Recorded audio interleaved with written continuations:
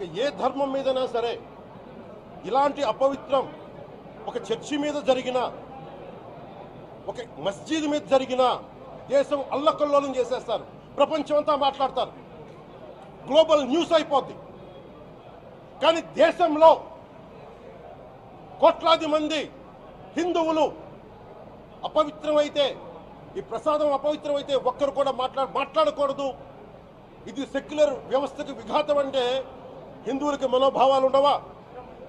ఇది ఒక్కరు నిందించట్లా, అసలు మీరు ప్రస్తావన చేయకూడదు, ఇది తప్పు, ఇది మాట్లాడకూడదంటే ఎట్లా? ఇదే వేరే మతానికి మీరు అన్వయిస్తారా?